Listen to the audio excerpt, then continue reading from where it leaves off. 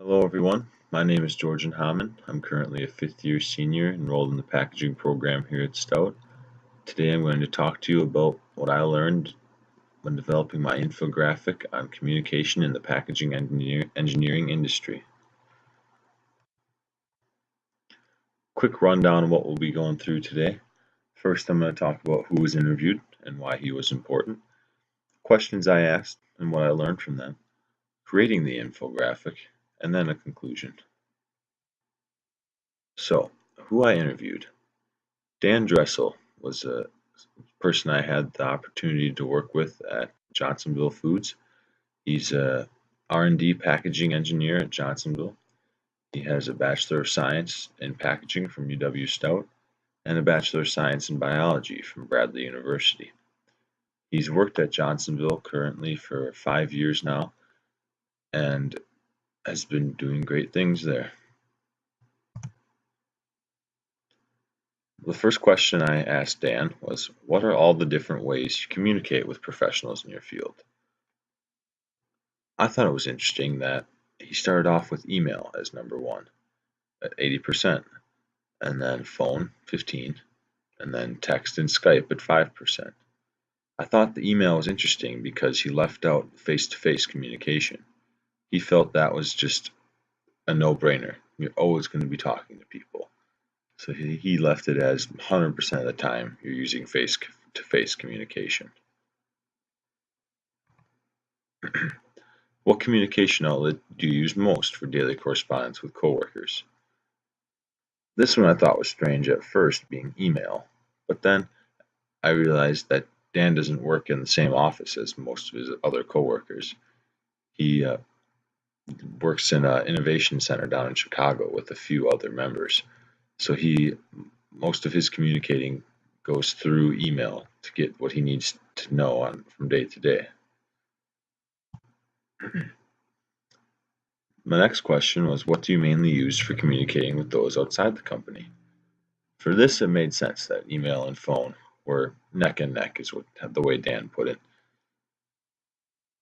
You use a lot of email because of the flexibility of response time, and then phone to get that more personal connection and clarity of just the clarity you gain from just having a simple discussion with someone.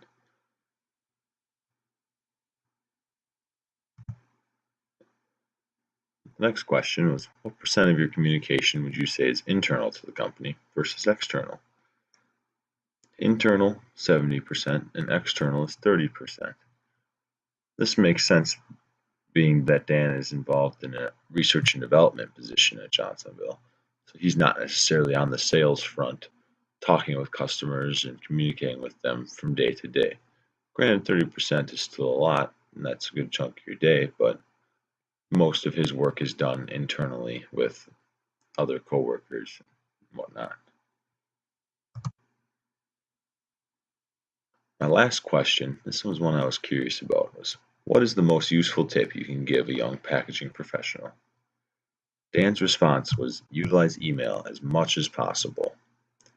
Do not underestimate the power of email. It gives you time to respond. You're not expected to respond right away, so you have lots of time to think about your answer, run it by your other coworkers if need be, check up on details of things, and it just gives you a lot of time and opportunity to accurately and concisely convey your thoughts.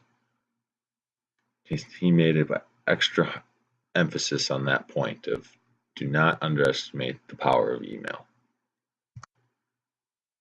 And lastly, my infographic. Developing this was an entertaining process. Certainly a useful visual reference to have. I could see this being useful for a variety of applications. It puts information in an inviting format and just kind of invites you to read it. In conclusion, I interviewed a very knowledgeable, extremely smart individual from my industry who has a broad enough array of background in the packaging field. What I learned a lot of good tips on how to better communicate with people inside and outside of my company, and what more to expect, what types of communication to expect, rather, when moving into a full-time position as a packaging engineer. Then I also learned how to create an infographic. That's something I had never done before. So that's good to have in the back pocket. Thank you for listening today, and have a good night.